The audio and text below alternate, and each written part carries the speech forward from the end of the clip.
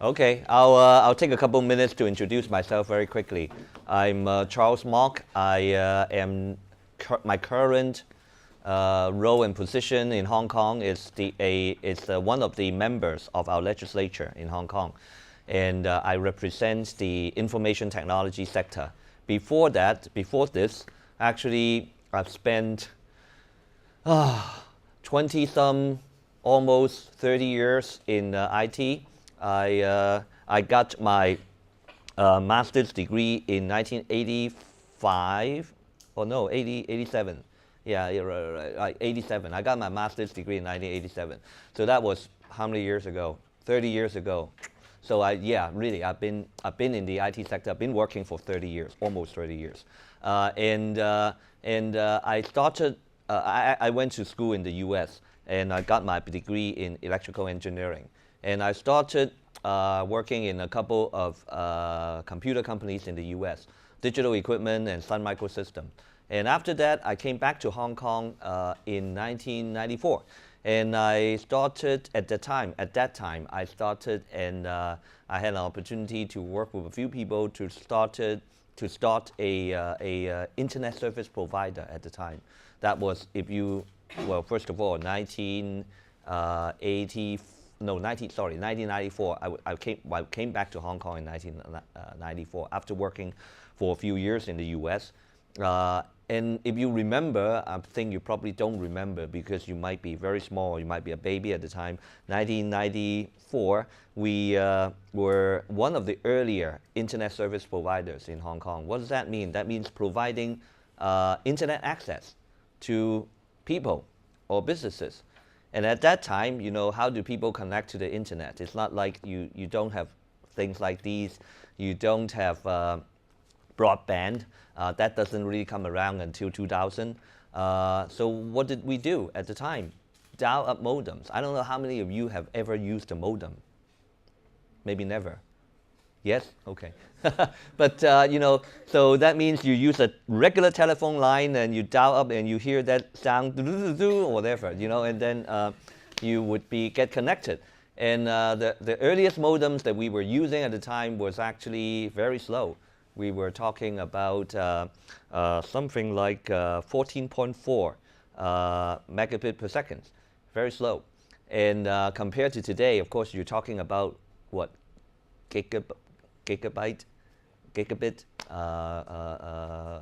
megabit per second, and we were talking about kilobits per second at the time. So very slow connection, but that's when we get started. Of course, later on, we built our internet service providers to be one of the larger internet service providers in Hong Kong. In the year 2000, we sold it. Well, actually, slightly before that, between 1998 and 2000, the company was gradually acquired by NTT Communications of Japan. So after that, of course, I started play around with a couple others entrepreneurial startups as well in software and a couple areas. And finally, of course, also getting interested in politics and enter politics. But still, looking at what we do at the time, almost 20 years ago, actually more than 20 years ago compared to now, in terms of entrepreneurship, in terms of starting up, things have become a lot different. And I have to say the environment today, right now, the technology and the availability of various different resources and so on is much, much better than what we had at the time. At the time when we started up in our company, the internet service provider, we pretty much started it in between 1994 and 95, so that was almost 20 years ago. We didn't have anything, we didn't really have any funding sources like we have today from government or VCs or angels or anything like that. It was really our own resources. On the other hand, also, we don't have any of these co-working space, very cheap available spaces that you can start your work in. We have to pay very expensive upstream internet connections from the phone companies at the time. Very expensive, not like what you have today with broadband. And everybody brought their own tablets and so on. We have to buy PCs for everybody who come to work for us. We have to rent an office, and that means that we have to sign a lease for 2 years or longer. So if we change our mind, and if our idea doesn't work out, my idea, and it became a failure, that means sorry, I have to honor the lease of my office, and I have to pay a lot of money in order to get out of what I'm doing. But today, you don't have any of that problem. You don't even have to buy your servers. You can go to Amazon and other cloud services and get what you want, what you need very affordably compared to what we had to do at the time, which was buy huge servers for hundreds of thousands of dollars, Hong Kong dollars, at the time. And if we come from point 1 to point 5, then we have to wonder, okay, what am I going to do with my servers? They're worthless to me right now. But I spent all those money to start up. So the level of risk that you can take and the level of risk that you have to take in order to start up is actually much lower today than before. But the level of support that you're getting, on the other hand, is much better. And part of it is because of what all these developments in the last 20, 30 years. The other reason is, of course, because of technology, because of the availability of all these platforms and all these devices and cloud computing and so on. So I have to say that I just actually came back from a short vacation in Silicon Valley, because actually I spent a few years working there, as I said, for some of the computer companies after I graduated in the US. And things are still, in some ways different, but in many other ways quite the same, in terms of entrepreneurial spirit and so on. I have to say, looking at what people are doing over there, and also having seen in the last couple of years in Hong Kong what's been happening with the entrepreneurship area, have to say that it seems like that there's really still no better time to do it now than it's better than any time before. So let's see what question you have, and I'll go from there. So, which red, group 1, or how does it work? Red. Okay. Introduce yourself and what your... Yeah. Okay, we are the red team, and we are supposed to ask you the first round of questions. Yeah. One question first about the idea. Yeah. And after listening to your speech, I have also a second question, which is very interesting. But Okay. I'll ask first introduction question. Okay. Well, it's very basic. So, how did you came with the idea, and which do you think, from your experience, are the key components of a good idea? Okay. Well, that's actually a very important question, because anything starts with an idea about what you're going to do.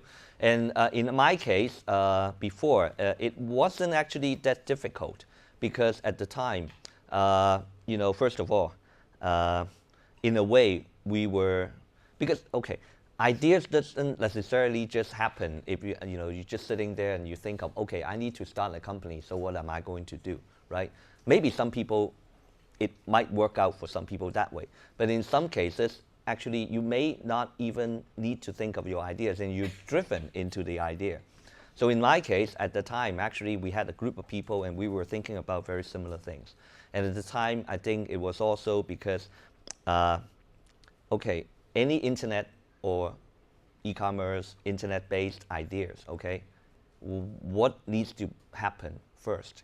The first thing, you have to have access. So in a way, it was easy for us at the time. Now, it might be more difficult for you, because you have so many different ideas, options of things that you could do. At the time, we were thinking, okay, so the internet, when we started between 94 and 95, which if you look at the US, companies are beginning to go public and so on for a couple of years. The boom, not yet the bubble, but the boom has started already, right?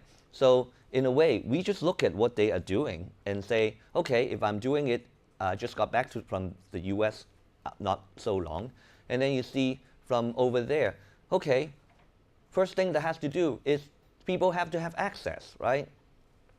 And at the time, the telephone companies don't seem to be interested in doing that.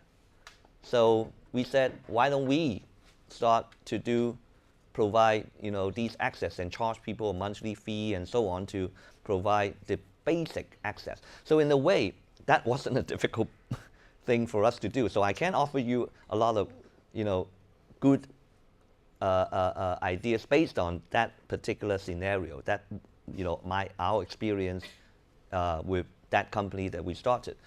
But on the other hand, I've always think about, okay, what are probably the better ideas if you are trying to become a startup. Number one, I think you have to know the subject quite well, okay? Either because of what you study or what you have done in your previous work, your previous job, or your current job, you know that particular sector, or the sector related to your ideas quite well, because that's very important. Because in the end, it is a business, right? And I see that sometimes young people, or even not so young people, they tend to start a business because I always use this example. I go to Starbucks and I buy this coffee, and I say, "Gosh, I can brew better coffee than this. This is ridiculous. I should start my own coffee shop." Because I think as a consumer, as an average person, I say, this is rubbish. I could do better than this. So I should start a business in that. But what is the problem? Maybe one thing that we have overlooked is that the reason why Starbucks is so successful is because they're selling me this garbage and I'm willing to drink it, right? And they didn't become successful because they have the best coffee in the world, right? But a lot of times, we as consumers, we go out and say, oh, this is terrible. Yeah, I can do better than that. But that's not business, right? So, because I don't understand anything in the coffee business, or in the service business, or in the restaurant business, right? So, am I going to be as successful as they are? Maybe not. So I think that is also very important. The other thing about idea, the only last point I want to share about ideas is that, every time, a lot of times I hear young entrepreneurs, they come to us and they say, I have this idea, we want to do this and that and that. And then, let's say if it is a potential investor, and they will ask him, do you have any competitors? Is anybody else in this particular field that you want to do, build up your business in, this idea? A typical answer is, no, nobody has ever thought of this idea. We're the first one, and we're the only one doing this. That's, to me,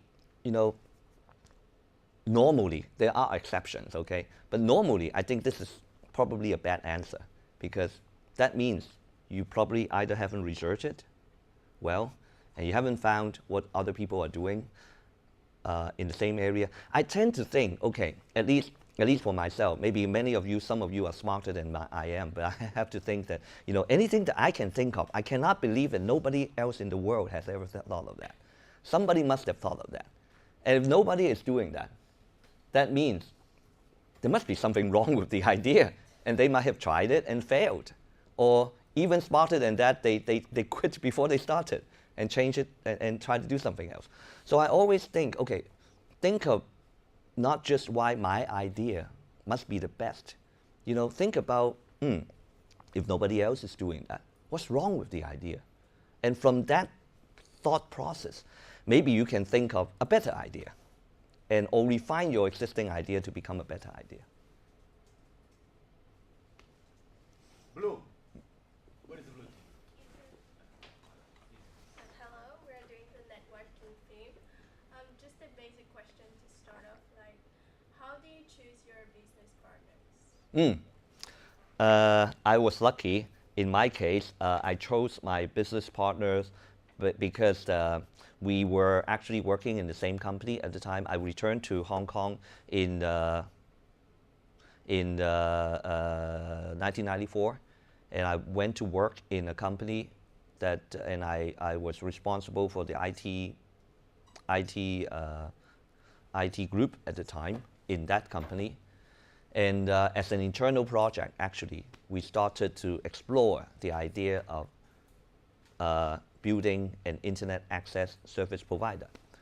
And we were actually quite lucky in retrospect, looking back, that the parent company just, they were not doing very well, and they could not support us with what we were trying to do.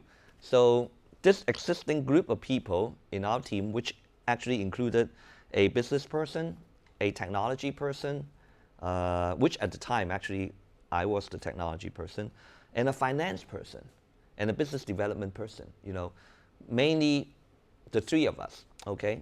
And we decided that why don't we take the idea and do it outside of the company that we were working in. So it was sort of like a management buyout that we didn't really have to pay anything. And we left the company and started what we were originally planning to do in the company that I worked for.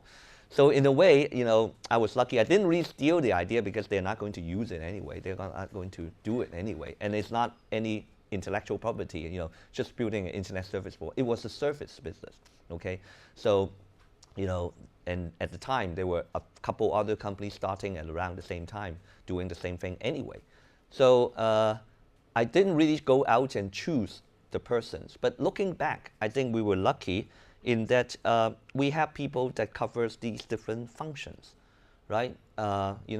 We need people who are good at technology. We need people who know how to, run and build business connections. Because one of the things that I think we were fortunate at the time was we had a little bit of competitive advantage compared to some of our competitors, because we were able to build a better relationship with the telephone companies.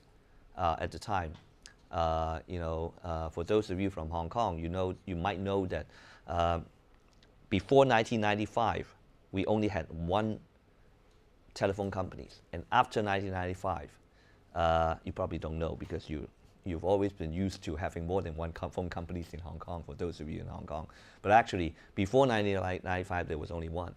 So when we started in 1995, we were the first to actually choose someone other than Hong Kong Telecom, the incumbent, the big company.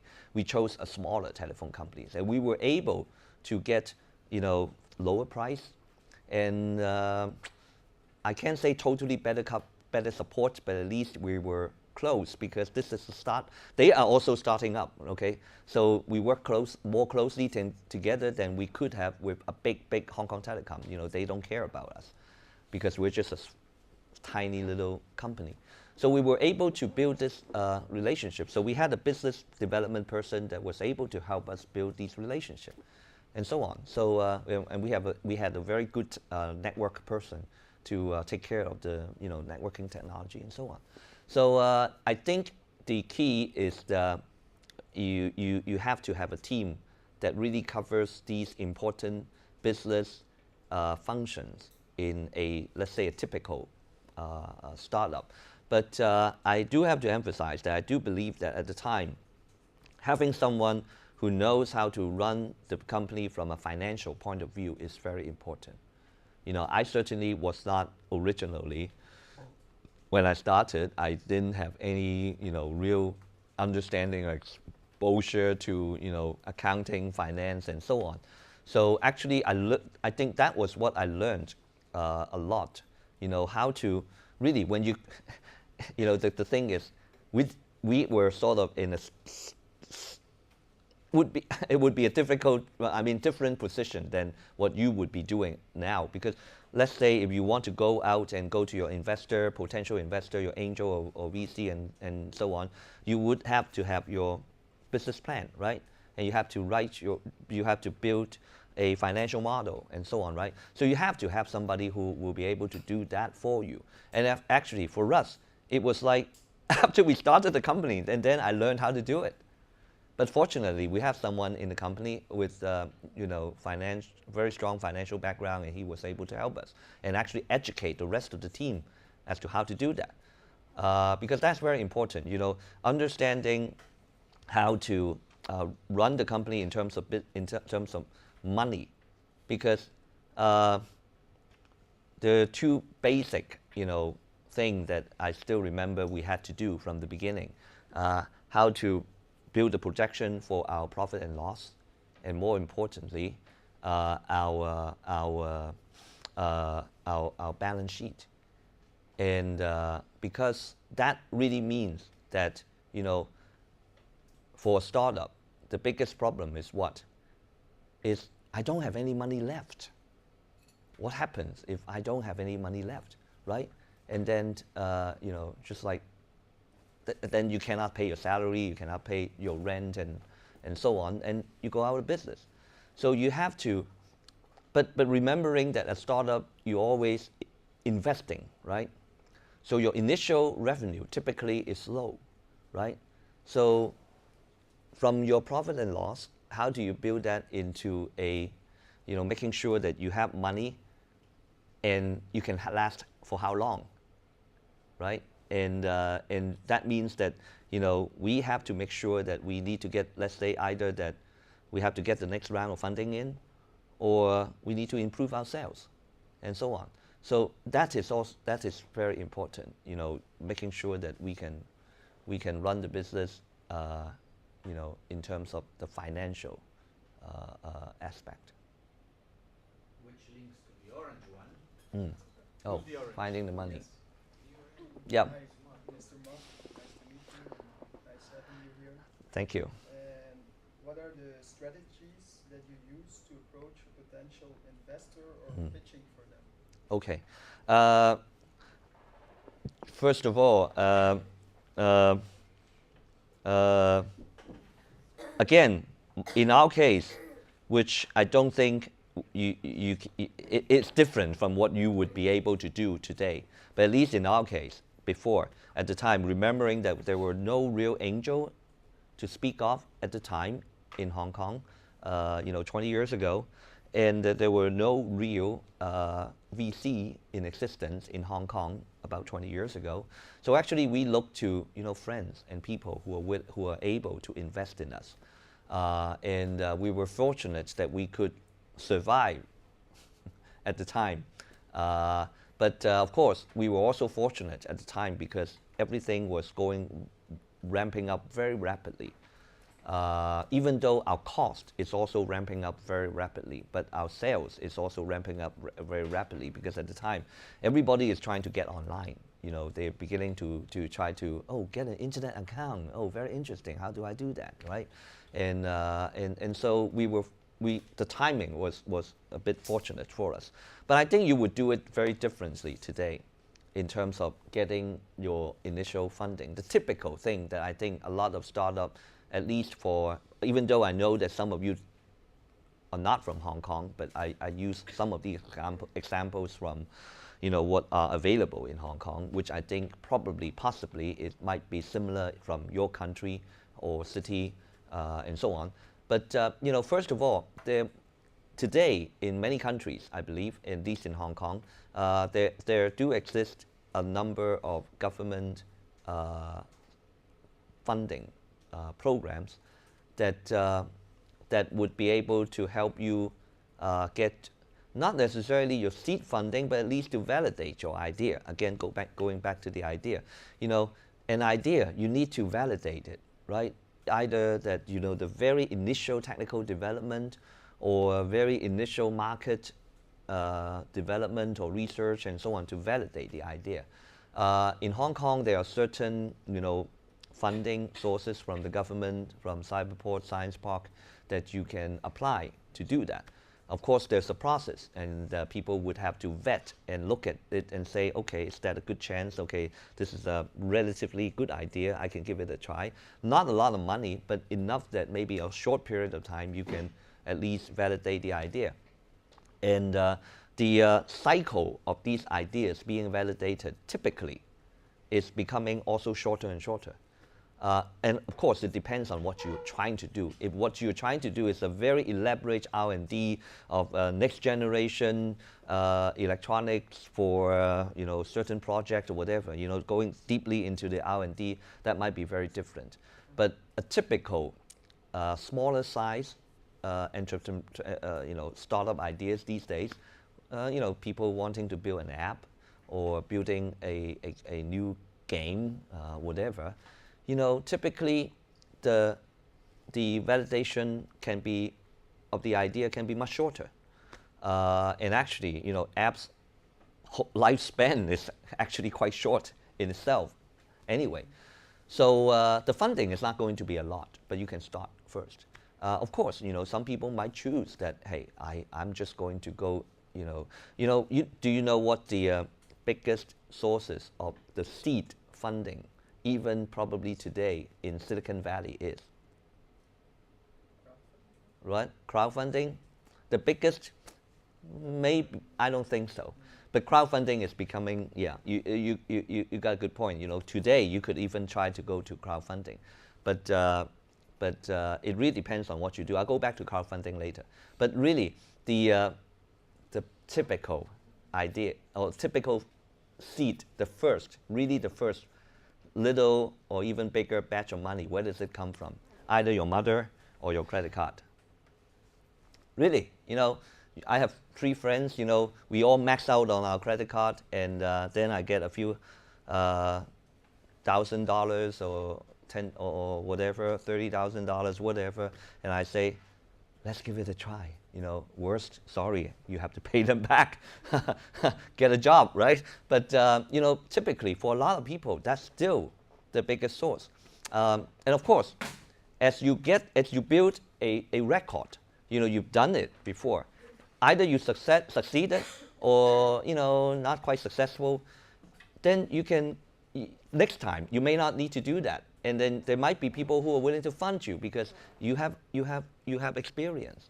What we see from Silicon Valley, even from some of the VCs and so on, not everybody is a Mark Zuckerberg and somebody like that, and just out of nowhere, just boom, first time, first idea, explosive, right? Most people that they fund, they probably see that, okay, you have tried a few times, but you really didn't hit it big, or you failed a couple of times, but you've learned from it, okay? And actually, if I'm an investor, I would say that, hey, maybe I would want to give this guy a third time lucky trial, rather than someone who never done it before. I just, should, 3 guys, just never done it before, out versus a few guys who have failed before. I might be jumping to number 5, but actually, that might be an asset. And of course, through, at least in Hong Kong, Science Park and programs like that, they also would tie you up to potential angel investors and so on. So there are these typical, route to take. But of course, Silicon Valley is still the heaven of it all in terms of the availability of funding and the very developed process, and also investors that are very knowledgeable and confident because of the process, because of their experience, to invest and reinvest in technology or startups. So it's still, a good place to be for startups. And increasingly, we also see that startups from Asia, from Hong Kong, and so on, becoming involved in some of the programs, the accelerator programs and the incubator programs in the US, and joining those programs as well. Because I do see that some of these programs are trying to reach out to Asia to get the talents here, the young people, the young minds here, and also the market over here, including China and the rest of Asia.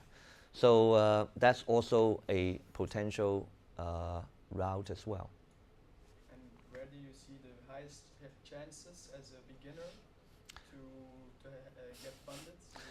It's very difficult to really answer that as a one-off answer and say angels or government. It really depends on what you're trying to do, right? But I would say that if there are programs that are, well, first of all, in order to better answer that question, it goes back to number 2. If in your team you have people who have been through this process. And then it might be easier for them to say, okay, in your case, we could try crowdfunding first or whatever. Because it really depends on what you do. You know, crowdfunding, typical problem that we have here is that, or actually in many ways, crowdfunding, I go back to crowdfunding now, because crowdfunding all over the world, the biggest problem that it faces is in many countries, most countries, it is not legal to directly solicit funding for equity in your company publicly. At least in Hong Kong, in Singapore, in most of the, it's an investor protection thing, right? Because it is in order to protect investors. If somebody just saw, oh well, I can invest in that company, and then there were scams, in previous generations and so on. Typical scam, I have this company, great opportunity. I'm going to get a lot of oil in Middle East and so on. So buy my shares and so on. So without going through professionals, without going through the market, okay? So actually, in most countries, there's a legal barrier to really investing, soliciting for crowdfunding. So the way to get around it for most companies is that they are not really soliciting crowdfunding in terms of getting equity. They are just getting some money through pre-ordering of the gadget that you're going to sell. So it works better for hardware rather than, let's say, if you're building a game. If I'm saying that I'm going to sell a next generation watch, which people have done quite successfully on all these crowdfunding platforms, and I promise you, if you pay me $500 now, I'll give you a watch in 12 months. When my development is done, you get the first batch. And later on, I'm going to sell it for much more expensively than $500. So you can fund me by pre-ordering my stuff. But it's not really equity. But it's a way for some companies to get money through this sort of pre-ordering. And of course, the consumer may have some risk, but it's not an equity type of situation. So, it works better if your idea happens to be about certain kind of hardware that you could, pre-order that way. But it may not work if you are trying to build a service business, right? I cannot, if I'm building a cloud platform, for example, then what do? I promise you, how many computer time in 12 months, and you can buy it now and get your computer times 12 months from now. For service business, it doesn't work well. For hardware or product, it works better. So it really depends on your idea also. Green. Who's the green team?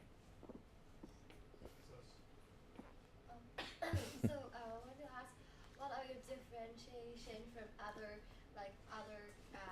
competitors that provide similar services like PCCW? At the time when we were providing our service, first of all, we were, again, I have to repeat and repeat again, we were very lucky that the biggest company, the biggest potential service provider would be, as you said, the telephone companies, right? But at that time, 20 years ago, looking back, the biggest telecom company, Hong Kong Telecom in Hong Kong, they were not interested in providing internet service. They were actually interested in providing what they call at the time interactive TV, which was they were too early, or the technology wasn't really ready at the time for the bandwidth that they could provide 20 years ago. So that was actually not very successful. But for some reasons, that company decided that they want to focus on that rather than the internet. So actually, a number of companies like ourselves were able to get that particular window, because the biggest, let's say the biggest monster is not willing to come in and make the kill. So we have a little bit of room to build up a certain significant market share. And looking back, we were also fortunate that we had about 5 or 6 years to build it with the narrowband business before the broadband technology and services come around. Because once the broadband services come around, the natural advantage for providing what we did at the time for access service, it would be just too much to overcome to compete with the telecom companies because they have the infrastructure and we didn't have the infrastructure. So looking back, we were just able to, so in fact, any business, timing is also very important because potential competition, because of technology change and so on.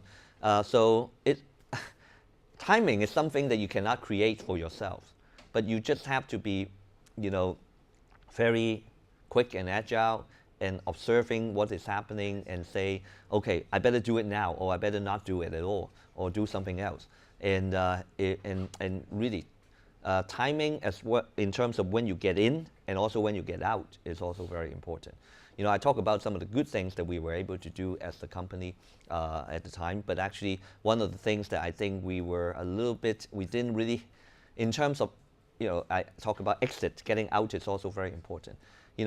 When to get out is also very important. It's like you go into a casino, you begin to win money, and when you want to get out, okay? If you stick in there or stay there, you will lose your money, right?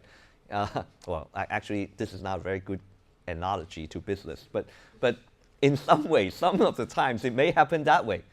So you want to get out. When is your valuation going to be at the highest point? Do you want to, let's say if Google comes in and say, I want to buy your company, do you want to sell it to them? Or you decide, okay, I'm not going to sell to them, I'm going to continue building my business because I think I would be worth more, I would be able to go IPO on my own, and so on. So these are decisions that you have to make. So timing is also, very important. And what we did at the time, and what we were not able to do at the time, was we weren't able to jump off the ship at the highest point. And we were a little bit late because the window, I was talking about the window was closing. The thing about Asia, much of Asia, including most of the countries in Asia, compared to the US, is that the US, the window opened at the earliest time, probably around 92, 93.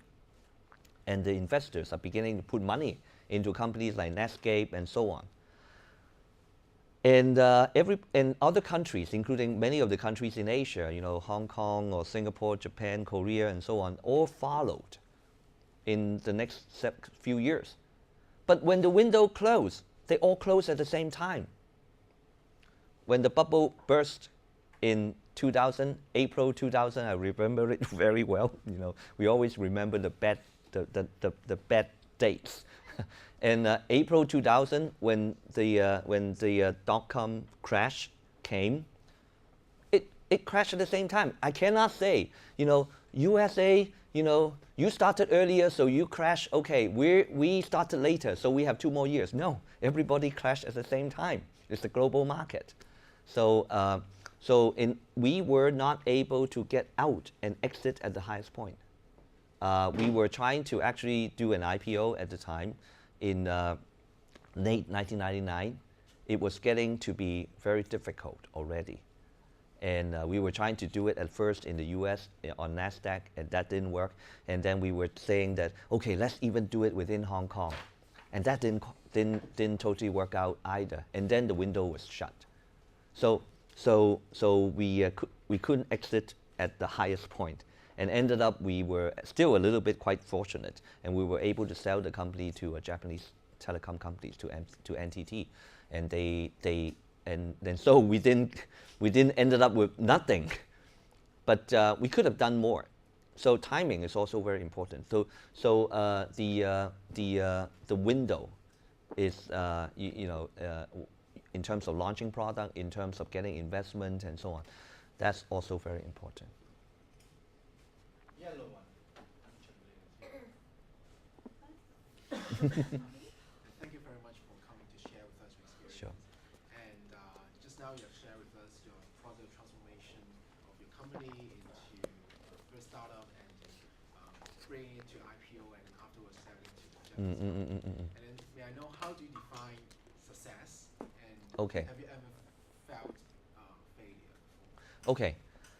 Uh, First of all, before I re-answer your question, I think I didn't really quite answer the last question. There were a little bit that because you asked me what we did special that other companies didn't do. Okay, I started talking about the window and I forgot about the but I should answer that too. We know from the beginning that we were not the richest company like the telephone companies, big companies. We didn't have a lot of resources. So we decided at the time we need to provide the best service that we could provide. That at least consumers, customers want to sign up to our service because they think that our service is best. At that time, how did we go about providing the quote best service? We went about saying that we have to have a hotline that anyone can call and talk to our customer service representative. At least we know that that is the thing that we do best. And you have to remember at that time, people really have no idea, very little idea about what the internet is. It's not like today, you guys know, what is an IP address and getting connected and so on. Those days, a lot of people don't have any clue.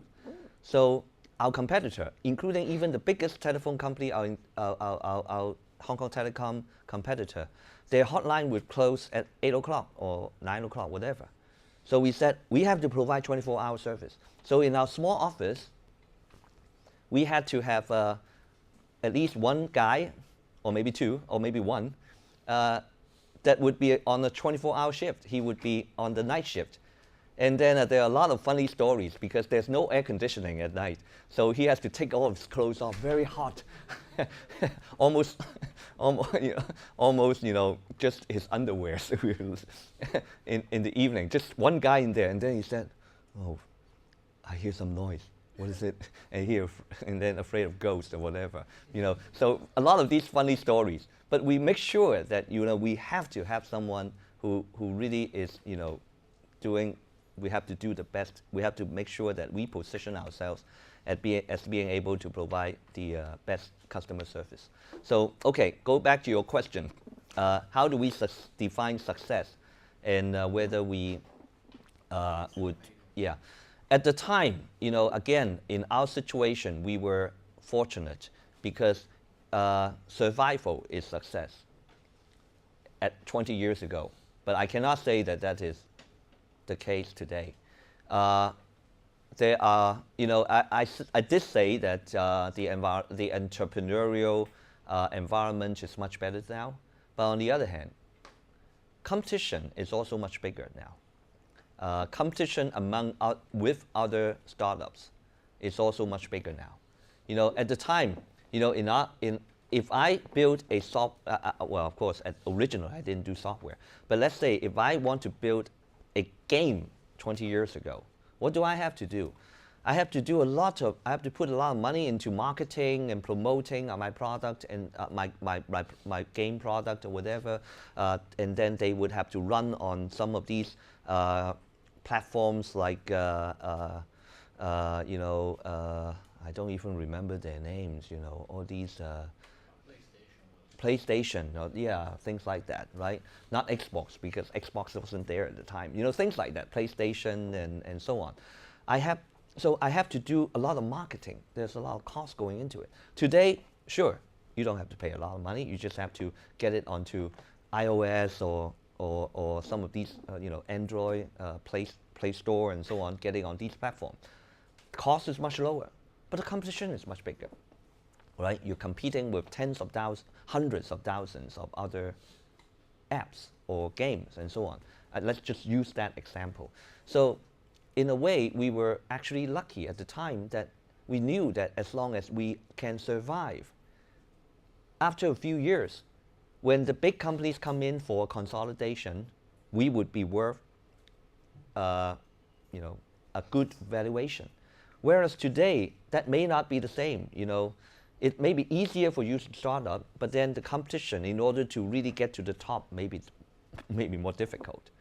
So when we defined success at the time, it was easy. it was just survival. But today, you might have to think more than that. Okay, I have to admit that. But we did have a lot of experience with failure. And again, we say that we were lucky in the sense that first of all, we have a good team of people, and they were all very dedicated and very, very hardworking at the time. Even though I did say that our business was going up all the time because natural, we didn't have a lot. There were competition, but the market, everybody was starting from nothing. They didn't have any connection, and I want to get my first connection. So it's like you always you're going from, if in your direction, it's going like this, and then you flat out, right? When the market, everybody got their connection, then the market growth would slow down, right? We were at this early phase, so we were lucky. In what we do, we were hitting it at this early stage. So this might be one of the things when you think of your idea as well. Can you find a market and an idea that you are you hitting this early stage rather than doing this? For example, if you want to start a coffee shop, you might be at this stage because there's so many coffee shops around already, right? But if you are doing something, I don't know what, nobody is doing. But of course, there must be demand. If you're doing something that nobody wants, then sorry, that doesn't work.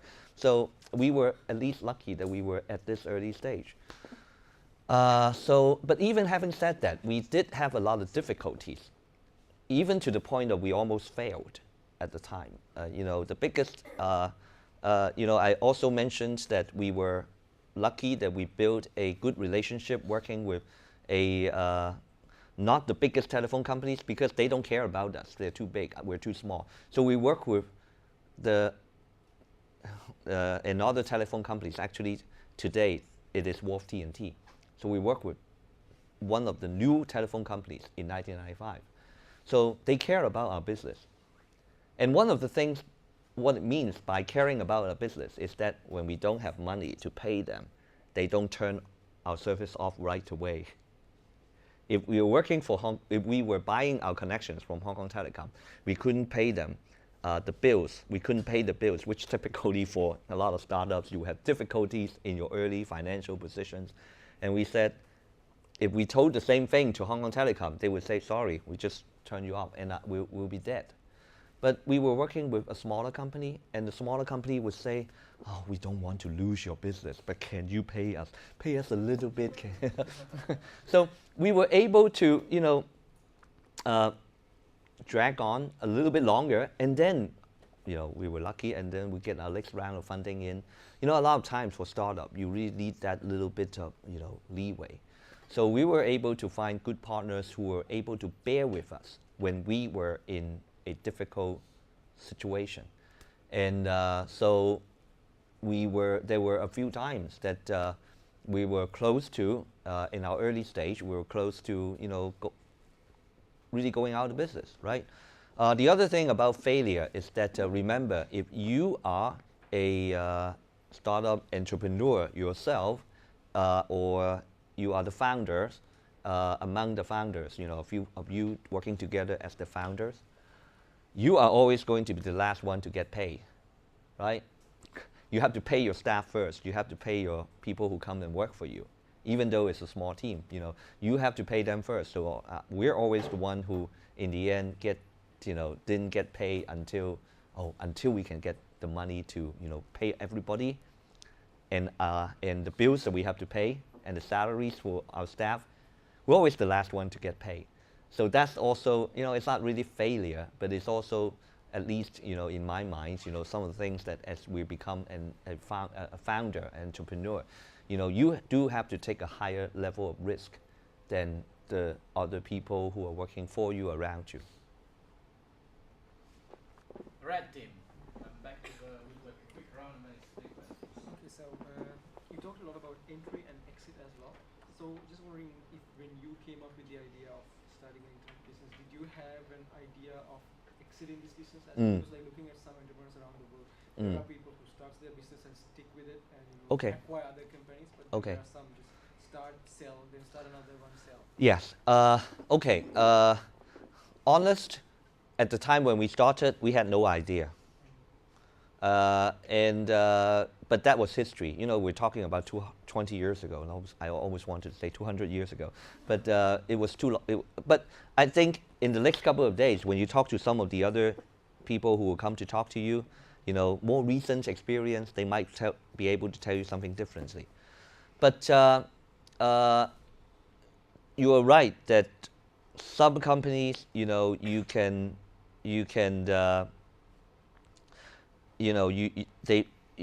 might decide, or the founders and so on, they might decide to stick with the company to you know, grow it and so on, and sometimes they sell it and start again and so on. But you know, first of all, I really don't think that anybody can plan that well when they started to know that I will be able to sell this company. Well, of course, if you are in Silicon Valley and you've done it many times and you have a reputation for doing it and so on, that might be different, okay? But for most of us, at least in Asia, in Hong Kong, I think, you know, again, there's not that much track record to look at. So really, you know, number one, it depends on what you're doing. If somebody wants to buy you, that means there must be someone who is suitable of buying the business that you are trying to start, right? So, you know, we've seen, for example, Google buying a couple of, at least in Hong Kong, in the last few years, 10 years or less than 10 years, they bought quite a handful of small startups because of the very niche technology that they're trying to do. You know, a company like Google wouldn't buy you for your market share. Typically, they buy you because of the technology and good idea, and not just the idea, you must have implemented it to a certain level. Your intellectual property of the technology that you have done is worth them, you know, investing and getting it from you or in a way, also sometimes it also works with in a sense of, you know, making sure that well, I'm developing it too, and you developing it, so I have a lot of money, I'm a big company, and I say, let me buy you, just because I think this is a good guy, I want you to work for me, right? So it really depends on what you do. Sometimes if you are in a service business, okay, it may be a little bit more difficult to find a buyer unless you really have built it to a very large scale. You know, in our case, we were a service business. So in fact, it is relatively difficult in most situations today, if we were doing it, to get a buyer. Except when we were doing it at the time, of course, it was almost 20 years ago, that there were companies who were trying to go into this market. So you see a lot of consolidation from US companies, Japanese companies, other companies, because they weren't in this service market before and they want to build a global presence. So it's not because of what we're doing, it's very unique. We were not doing something unique exactly because we're a service business. But we were among the biggest or the best or among the best doing it here. And for a player who wants a presence in Hong Kong, in Singapore, in Taiwan, all these countries, they have to find someone to buy in order to get in quickly and buy your customer base as well. So depends on whether you are in that sort of a situation. So again, it's very difficult to, I think, to generalize and say, you know, which is the best way to exit. It also really depends on what your business model is, and whether there are really buyers who want to buy. But in general, I do think that today it is much better if your idea can have a heavy or a bigger technology component in it. Because if it is just a very smart idea of, you know, I have this game and my competitors have other games, but my drawings looks more looks better, or is my characters are cuter than the ones that my competitors are drawing. Just very these sort of very objective sort of differentiation.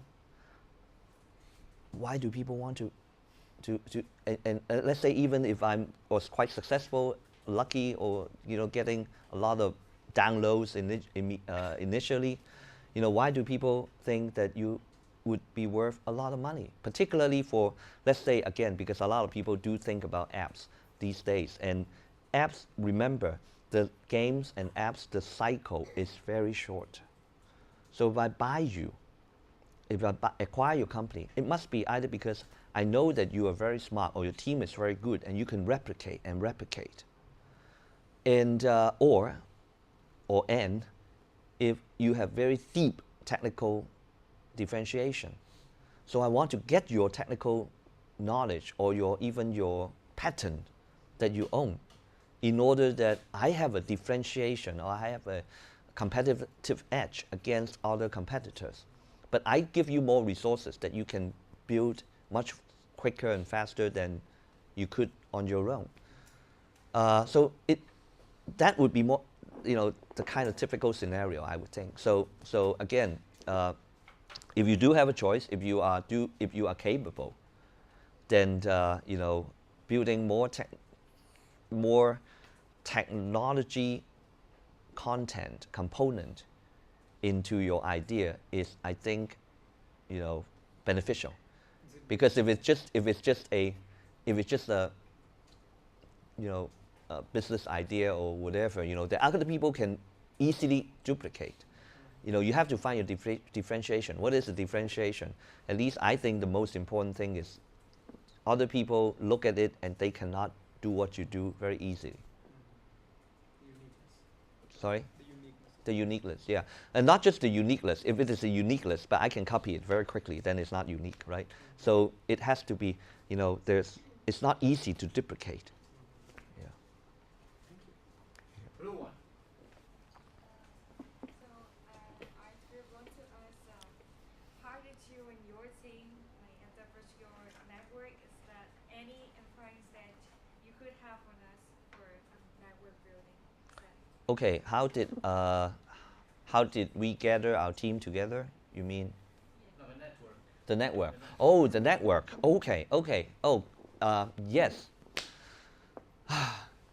Well, I still remember. Very interesting.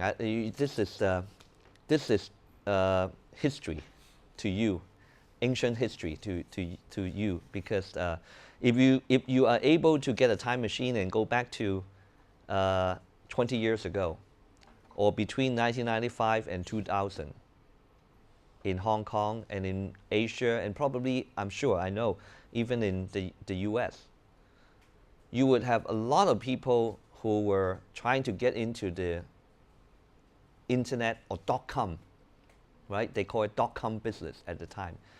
Everybody, people who were previously doing advertising, people who were an accountant, people who were doing sales and so on in totally different areas.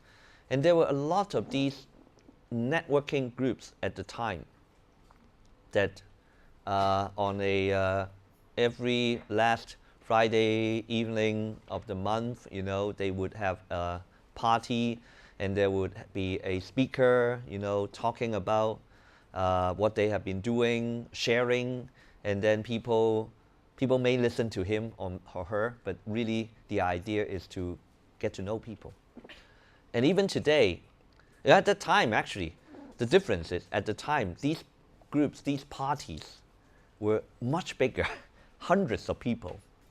Today, there are still quite a lot of these gatherings, but they tend to be more focused. Some of these are about people who are in social media.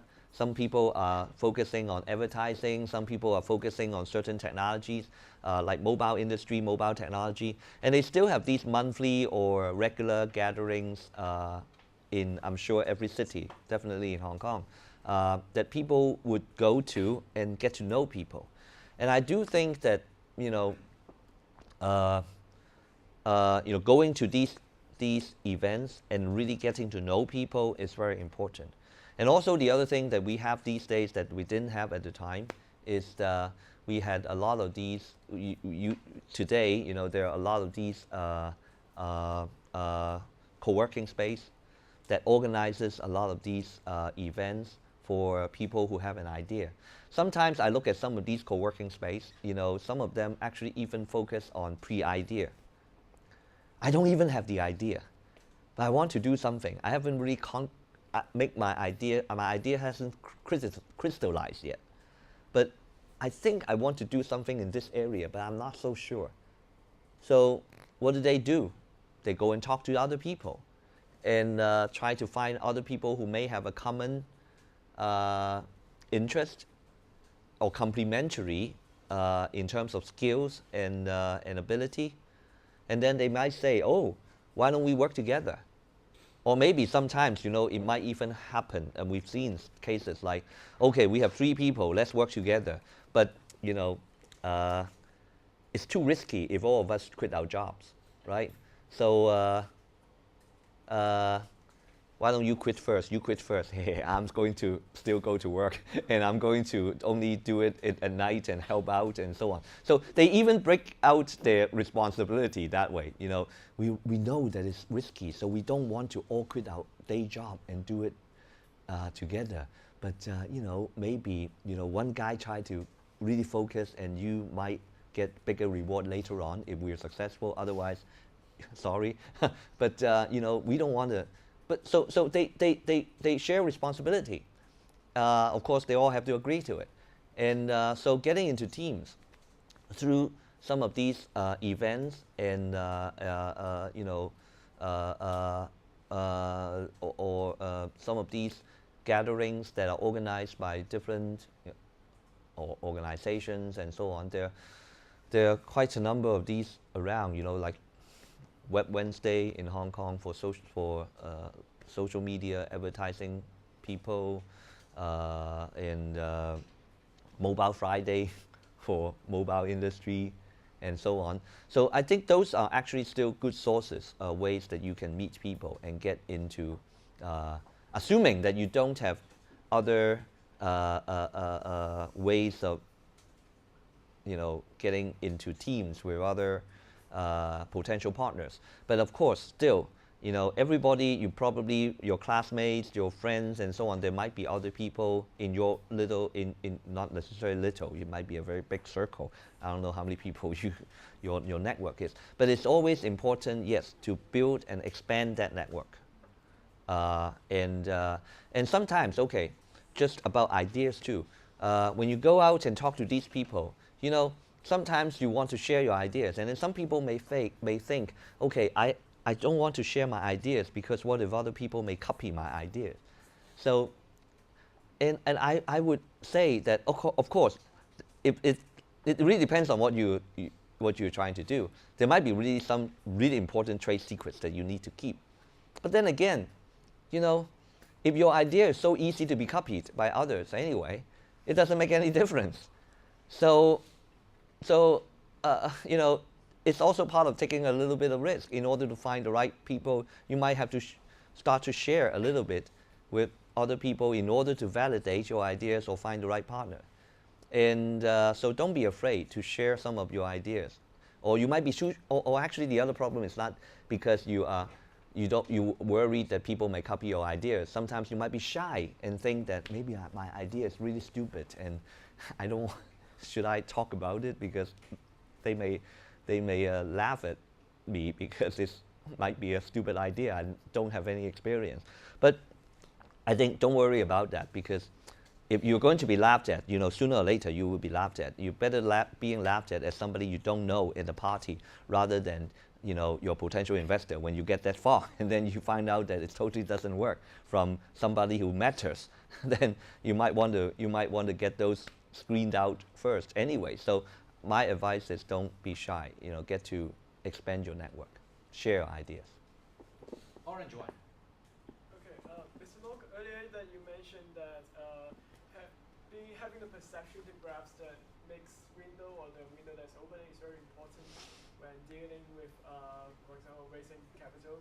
And so I want to ask you, what do you think is the next window that is opening now that you think is worth investing?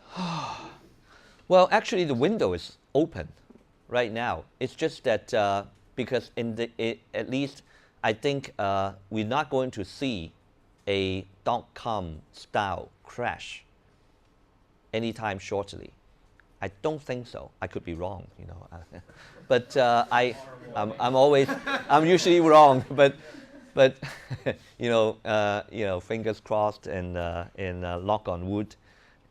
I don't think that we're facing that sort of a threat because people, investors, startups, and entrepreneurs, they all have learned from the experience of the dot-com crash because valuation was simply too high.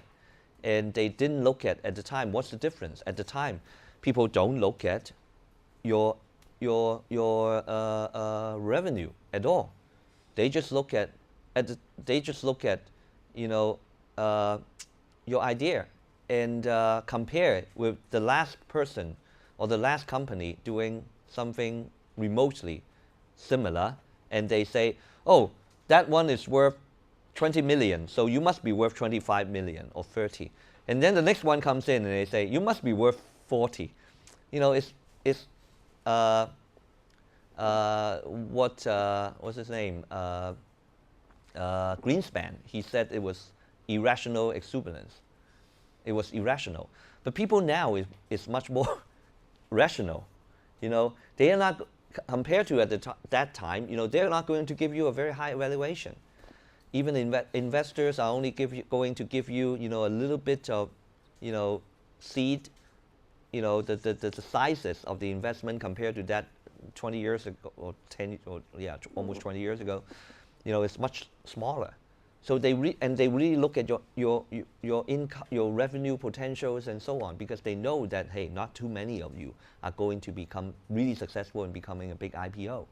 So I have to make sure that these companies can survive and maybe over a slightly longer period of time really build their business and look for opportunity to either consolidate or grow into the next business model.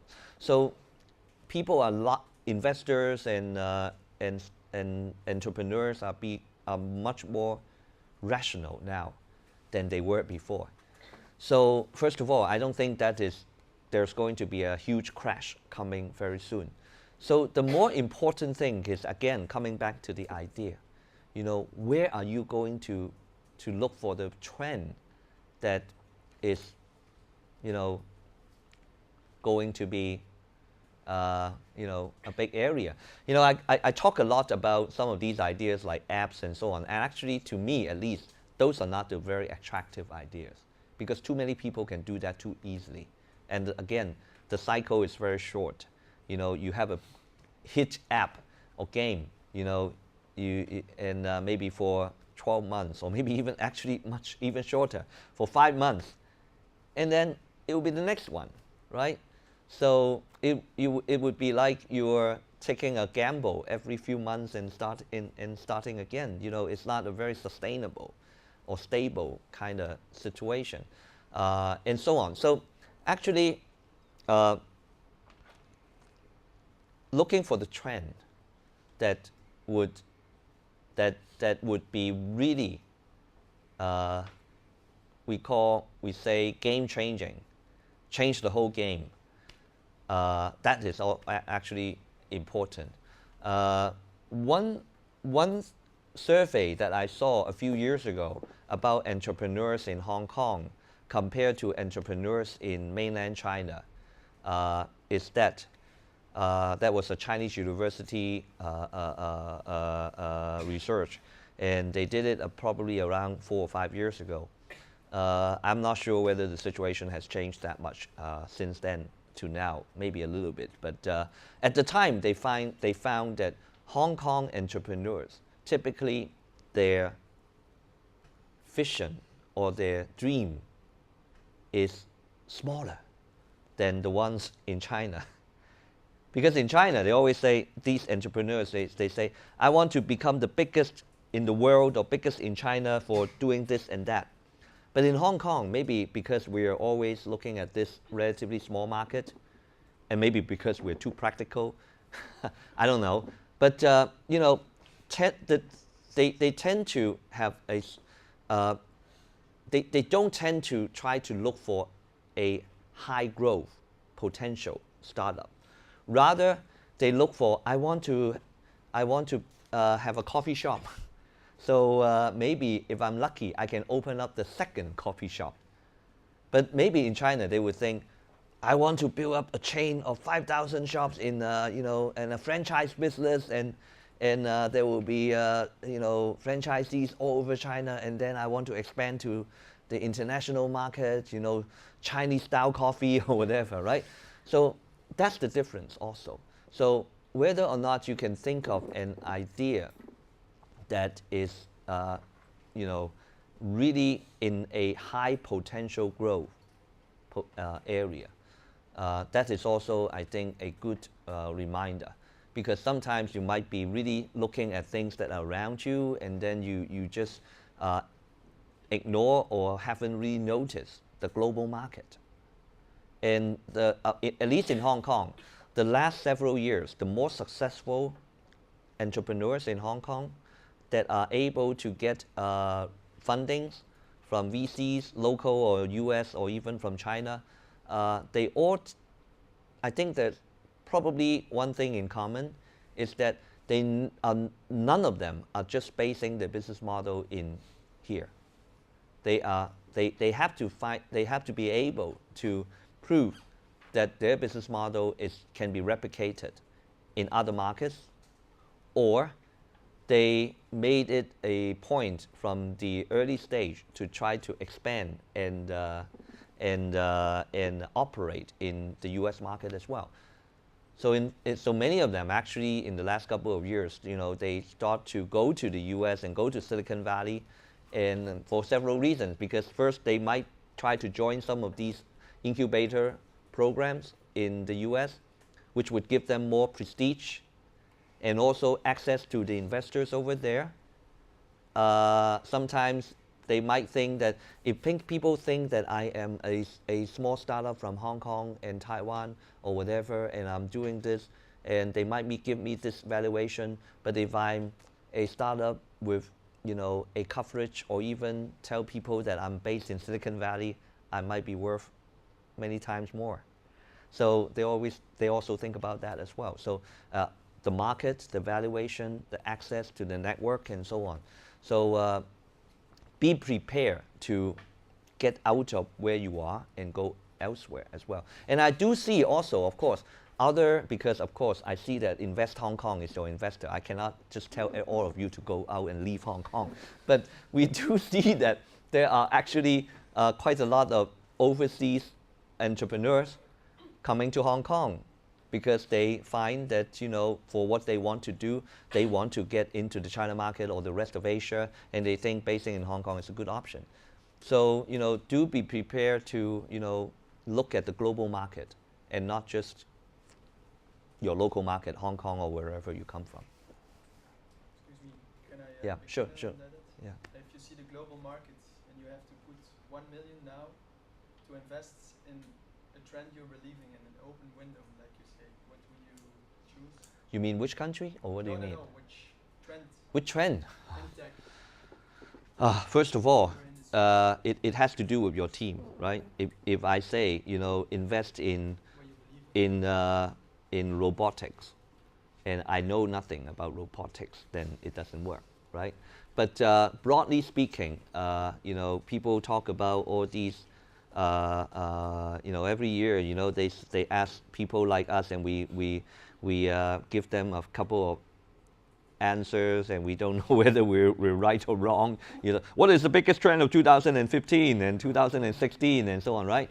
Well, people talk about Internet of Things, right? But what does that really mean? You know, people talk about wearable technology, putting it into you know, all these you know, clothes you wear and so on. People talk about actually robotics really is an area, but I don't know when it will really And it takes when it will really peak and materialize. But it definitely, if you're looking at it from a longer window, 30 years or even longer, it must be a big area. But then again, the technology requirement is quite high, right? And you're not just talking about those toys robotics that people sell and so on, those toy robots and so on. But areas like those, and again, I think if you're really looking at higher valuation, it has to be about technology. Applied material is very important.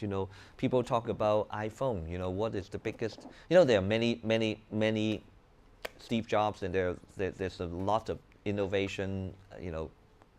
Smart things that they put into the system. But hey, without this piece of glass, they couldn't get anywhere, right?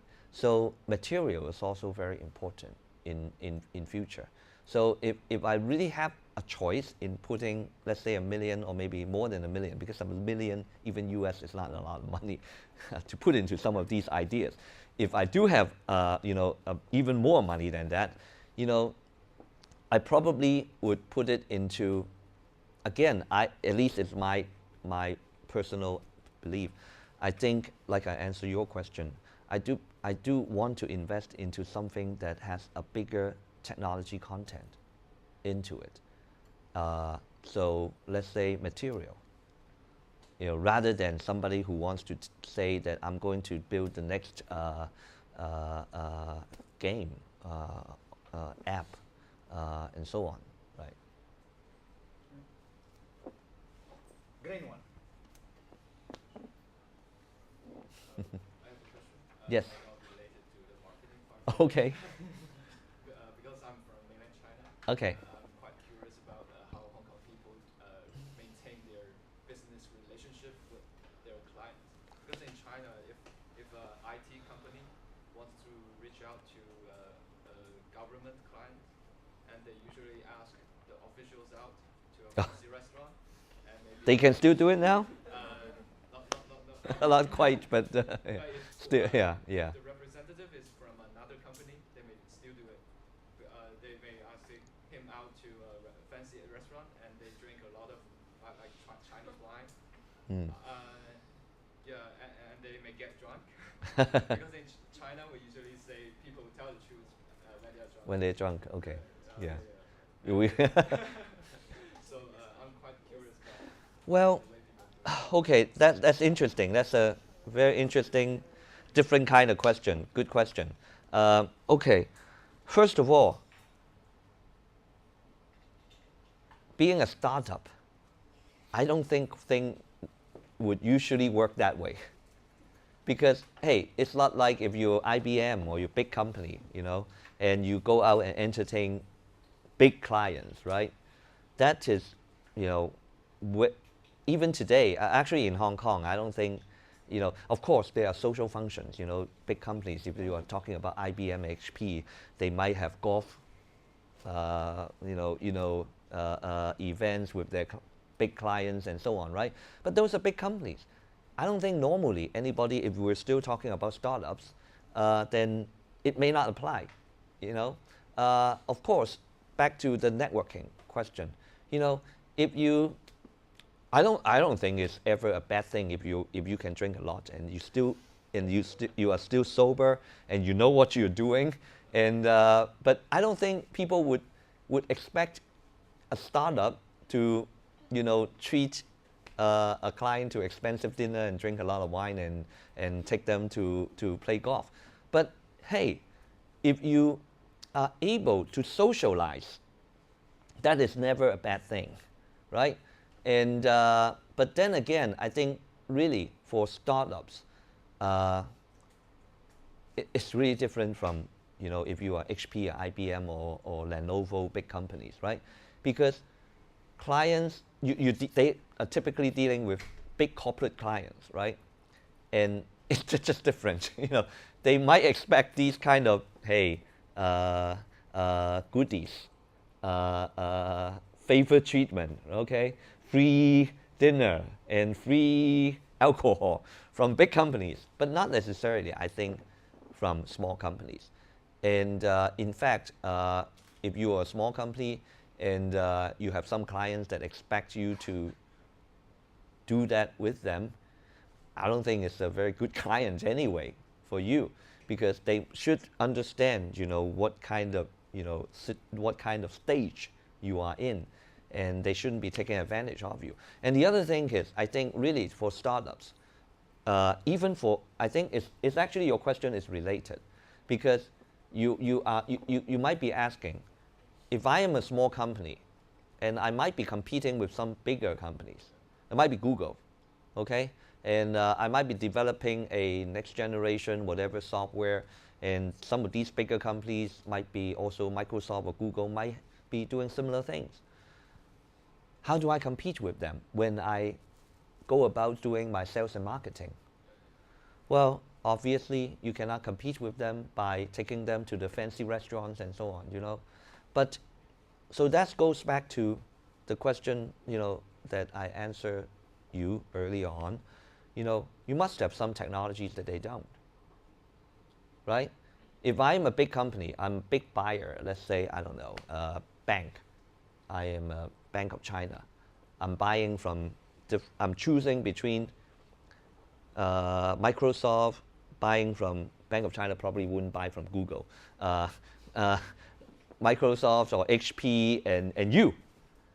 They must have, of course, that's a very difficult situation already because you're competing with huge companies.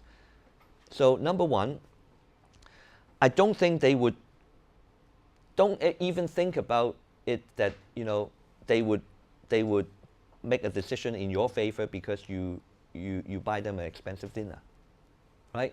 Because that must be coming from the big companies, the big vendors, right? So you must be doing better because you have better technology.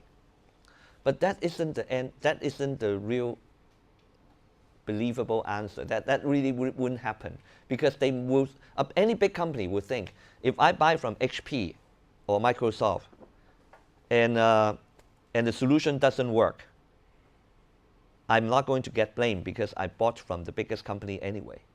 But if I bought it from you and something wrong happened, I will be blamed, right? So people, big companies, big, large company buyers, they tend to go with the biggest company or the biggest reputation because it's safe, right? So you might even have to consider how to build, again, that goes back, so all these are related. How do you build your network? Do you work with certain other companies that you might complement each other? You are the technology providers, but there might be a company that have better relationship with these big buyers, then you might be able to work together. But of course, it really depends on the situation.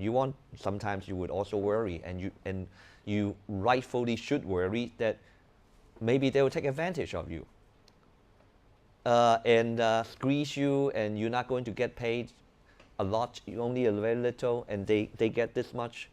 But sometimes, people do that. You have to get your first 1 or 2 or 3 references, and you might not really able to get a lot of money out of that in order to get some references, right?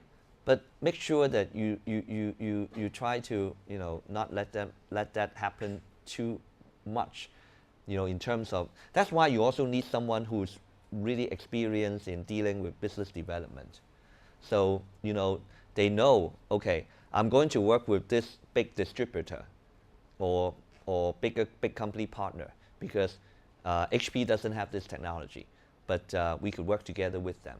But we try to negotiate a better deal. So be able to say, let's say the first couple of times, we let you take a bigger share, but then maybe we need to rationalize things later on and build a longer sustainable relationship, because HP also has to understand if you are only being paid too little all the time, then you cannot sustain, and it's bad for everyone, right? So you need people who are able to help you build that network. I think that is much more important than buying them expensive meals and so on. Yeah. Thank you for Mm. Yellow one. Sorry,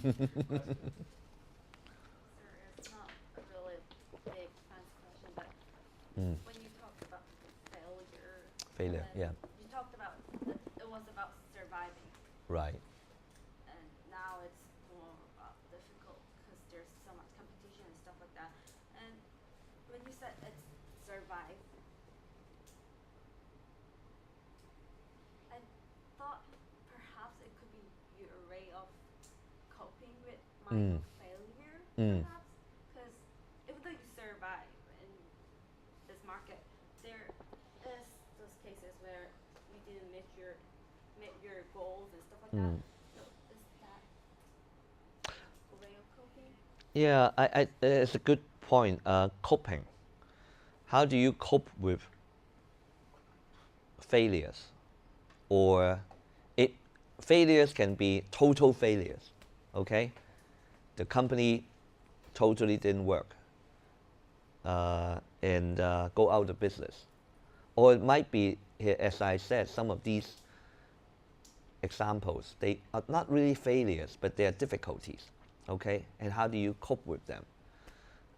I think you brought out a very good point, which is how do you cope with these failures and or difficulties?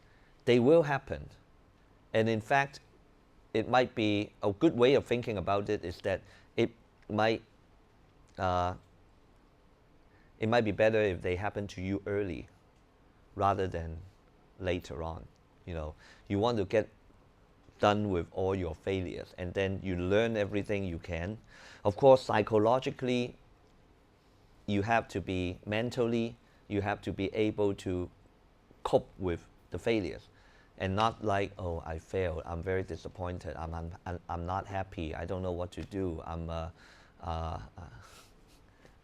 and lost your directions and so on, right? So you want to be able to learn from the mistake and really able to look at what you've done and try to learn from it. You know, I cannot really tell you a good examples about, well, about some of these business failures from my experience, but I think from my business experience, but I can give you actually an example of an experience from my political life. You know, I first ran in at the election for our legislature in 2008, and at that time I lost by less than 0.1% of the vote. I lost by I think about 30 or 35 votes. Yeah, and which came out to be less than 0.1%. So it was a so what do I do then? So I think I made sure that I would start to prepare for my next election 4 years later and try to really analyze what I have done wrong.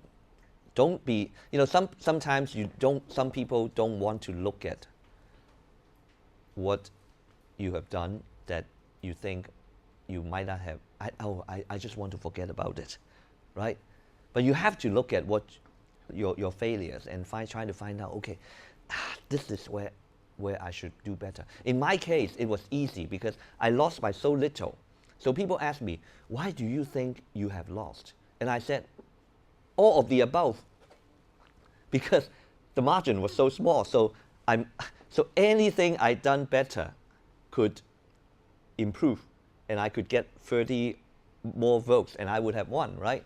So in that case, you know, I really look at every one of these areas and say, I should have done this better. I should have done this better, and then hopefully next time, you know, you can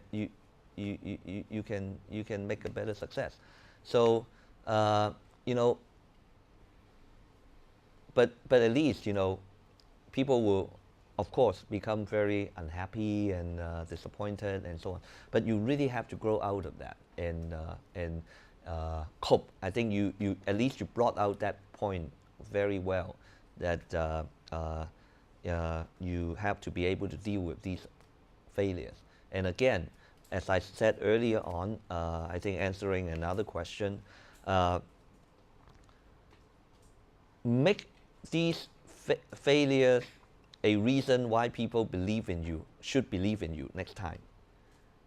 You know, like I said, an investor might want to have might want to invest in someone who had the experience of failing 1 or 2 times, but don't tell them that you have failed 30 times, and that means people may ask, okay, have you really learned your lesson? You know, you keep on losing, right? But if you say, I've lost, I've failed a couple of times, but in the first time I didn't do this right, so I learned from that, and this is the lesson that I learned. Second time I didn't do this right, this is the lesson I've learned. So this time I'm going to do this right because I'm going to, you know, use those experience and so on and so on. So you have to be able to, and it's not just telling a story. You have to really make yourself believe, and you have to really believe that, you know, really, if you have done this right, then the situation or the result might be different. And that will become part of your selling point next time around, rather than a burden. Because you tell, first of all, you tell the potential investor or partner that you can learn from your mistakes, and you have learned certain lessons from your previous experience. And second, you're really telling them that you are a person who is able to look at what you have done and improve in the future. And you have the discipline to do that. So turn that into your advantage. Thanks. Now we go for the open question. Fast question, fast answer, 10, 15 minutes. Okay. And then it's break. Yeah. You just answered the question about if you had $1 million and where would you invest in, and it was mostly tending towards the technological part. I think most of us are business students, Okay. except for a few other ones. So, would you recommend us to maybe, you know, start looking at more technical stuff? Well, okay. You could, of course, you could, but okay.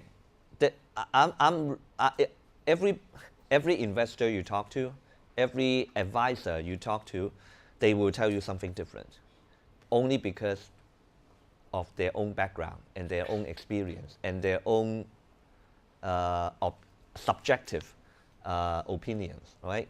But even if you're business students, you know, there's also a couple of buzzwords in, you know, among startups that people talk about all the time, that are not particularly necessarily technology heavy. Sharing economy, you know, what does that mean? You know, these days people, you know, this generation, younger generation people, they can share everything, right? They can share a couch in their apartment, Airbnb. You know, just 2 examples in the US, Airbnb and Uber, right? They haven't IPO'd yet, but if they do, you know, they will be huge. But of course, one of the reasons I think why they haven't IPO'd yet is that because they have huge legal challenges that they face. And that might be, you know, a factor that they have to overcome, because before they can really, you know, hit the big IPO. But obviously their valuation is so high, you know, investors are putting in a lot of money into it because, hey, this generation of people do share almost everything. You share a car, I don't know if you share a girlfriend or boyfriend, but you know, one day maybe you do, you know, I don't know. If you can convince other people to share their girlfriends or boyfriend with other people. That since 1,000 years, huh? Yeah, I don't know. I mean, that might be the next big idea. Yeah, I don't know. But so, or share a mother. I don't know. Share a father. Share a mother, and you can cook for the other guy. I don't know. But you know, sharing economy. That's one area that people look at. And again, even though I said, you know, don't go about. I mean, there's no rule, really. There's no rule. If you let me talk for another half an hour, I will start to contradict myself. Because I just said that, only because I think I can brew better coffee than I think I can create a better coffee chain than Starbucks, and I'm wrong. But on the other hand, how did these people who became successful with Uber, with Airbnb, how did they come up with their idea? It's because, those guys in Airbnb, I heard their story. They said that they had, I think they were out of a job or whatever. They had nothing much to do at the time, and they were sitting around thinking about what idea to do. And they said, oh, it just so happened that there's a big conference in San Francisco, and people don't have enough hotel rooms, and we have a couple of couches in our living room. Why don't we set up a website and ask people if they want to come, and we'll charge them $20 a night, and they can. It was a sleeping bag. Sleeping bag, right? Floor. Even sleeping bag, even worse than that, no couch. Yeah, so it was really based on their experience and their situation that they came up with this idea. And in fact, they didn't expect it to become like that at first. And these stories, there's a lot of stories like this. YouTube, it was because the founders thought, we took these videos in a party, and how do I share this video with friends? I don't want to make 20 copies or 50 copies of videotapes or CD. So why don't we put it online, and then they can just look at them, stream and look at them. Actually, it wasn't streaming maybe in the beginning, and at least I put it online that people can watch them, and then become YouTube. So sometimes it might also happen that you're doing it only because I have a need to do something for myself, and it turns out that a lot of people need it too. So sharing economy is one area, people are really talking about. The other is O2O, online to offline. We in the earlier 20 years we talk about getting everything online, online shop, online shopping, online dating, online whatever, as if we want to move everything online. But right now people are talking about moving it back offline as well. I heard, what is the latest thing that Amazon is trying to do? Of course, they are Amazon, okay? They're big. They already have a lot of resources. But this idea is the typical idea to me of online to offline, is that they say, in the US or maybe in future in other markets, people have all these needs, and I need to fix my water pipe. I need to fix my roof. And I don't know anything about fixing a roof.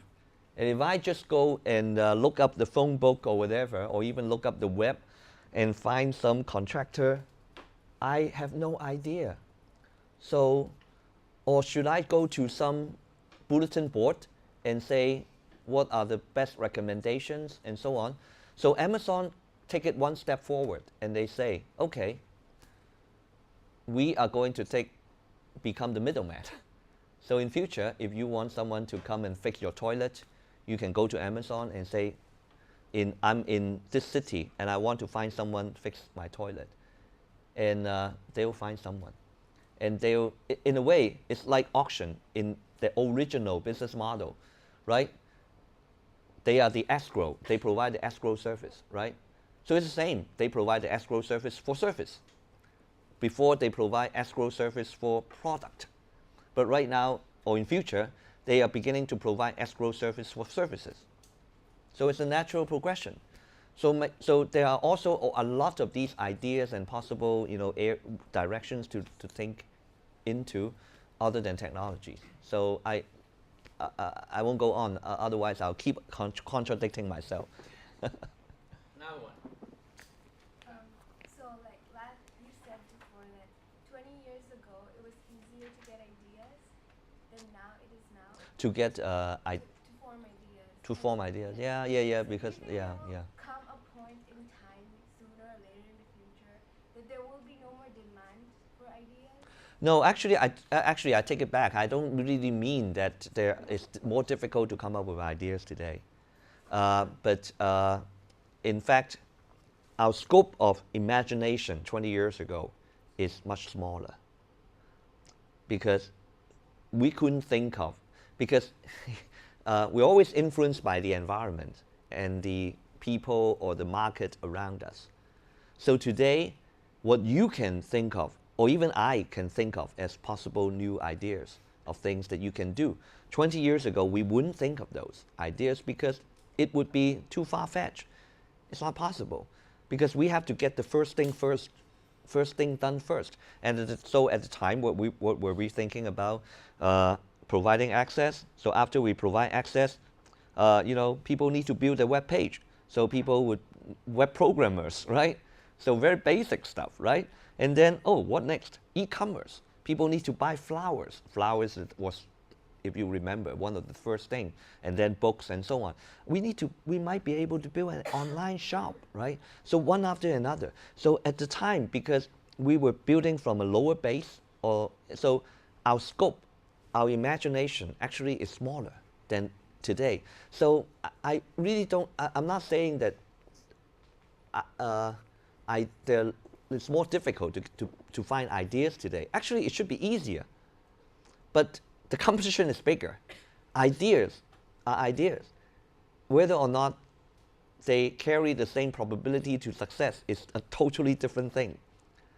So I think your scope is just going to become bigger and bigger. But simply because the scope is getting bigger and bigger, the possibility of hitting something that will hit it really, really big, arguably may become a bit more difficult. And it's also because some of these very big players are also already around, like Facebook, Google and so on, Apple and so on, all these huge companies, even huge companies in China and so on, they have a lot more resources. And they are also thinking about these ideas. And they might be able to execute and compete with you more strongly or more effectively than before.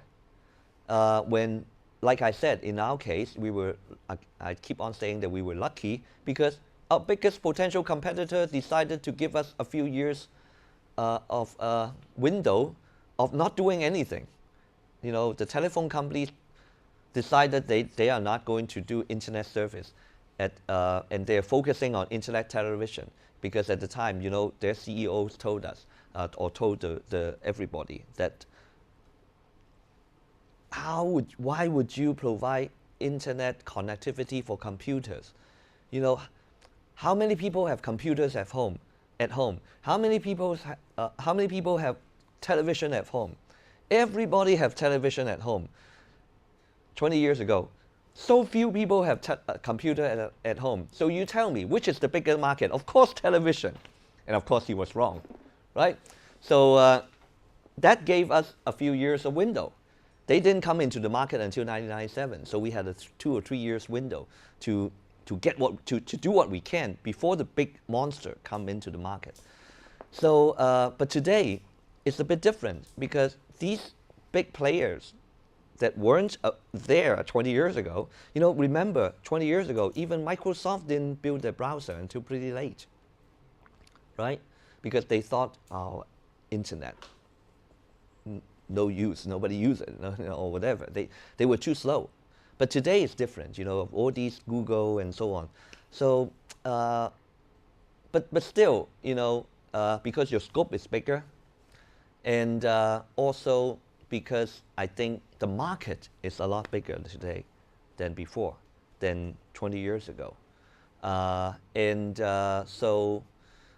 again, the online and offline differentiation and the demarcation is blurring.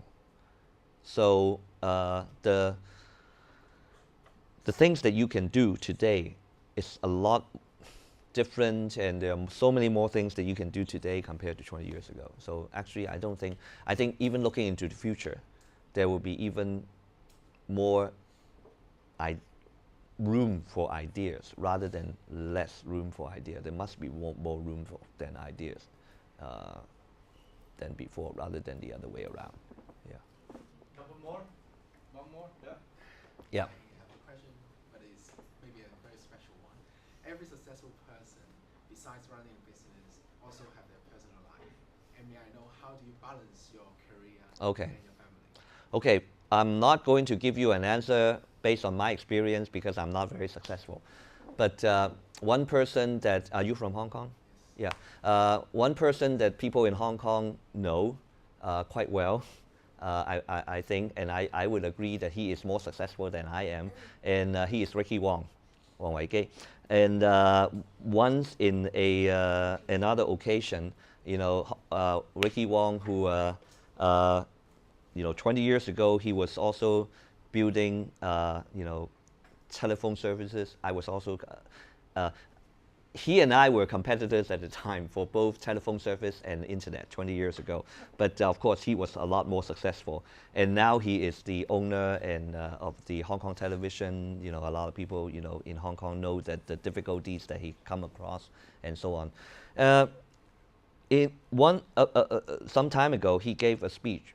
And someone asked him, no, actually not a question and answer. He made a presentation, and he said, what is the best way to become a successful entrepreneur? One of the things that you have to do is, in order to become a successful entrepreneur, is break up with your girlfriend. So you have total time, freedom to yourself. That is a little bit of an exaggeration.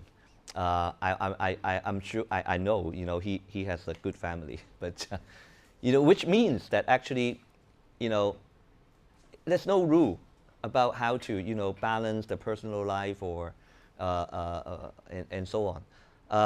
But I think the real answer is you have to really find someone in your age. I think what you mean by your family life, I don't think you are thinking about necessarily your whole family, your kids, and your whole big family. You're probably really thinking about your, assuming most of you are not married yet. I don't have time for dating or whatever, right? I think you really have to find someone who can appreciate and give you the freedom that you might really have to devote much more time than a regular 9-to-5 job, than that normal people would have. Personal interest. Well, what do you mean? You mean like, of course, first of all, we're not robots, okay? So we do have to take time off. And you have to really balance. I get what you mean. You really have to when you think about, when we talk about that balance, it's about, family relationship.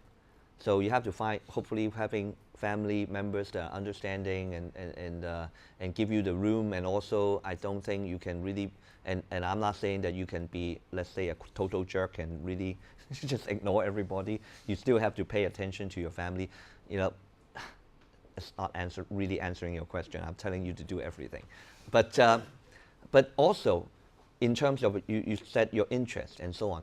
Well, yes, you have to give yourself a little bit of time to yourself and your interest, or I don't know, sport or whatever, so that actually to you that is letting yourself relax after you have done all these things, and there must be a lot of pressure, right? Assuming, actually sometimes even if you work for a company and so on in a regular job, you might face the same thing actually. So in a way, even if you work for a big bank or whatever, you might face the same kind of pressure. So you also have to let yourself have time to do the kind of things that you can really enjoy. I don't know, for me, I usually go hiking with my friends on weekends. Like yesterday, we hiked for 4.5 hours, almost 20 20 kilometers and so on. So it's a way that you let yourself relax. Otherwise, it's not like a robot or a machine. You cannot turn it on 24 hours a day and so on. So you have to try to find the balance. I don't know if I can really totally answer your question, but I think you asked that question well, in the sense that you do think about that, because you know that you have to think about that, and that is important. Otherwise, you get into a situation, you're doing your startup, and you get into a perpetual cycle of becoming, facing higher and higher pressure, and spending more and more time. We talk about focus and deep commitment, and you're more and more committed, and then finally it's just like a machine, and then the machine will break down, right? So we have to realize that we're all humans, so we have to let ourselves relax and find some balance. Yeah. Thank you, Charles. Thank you.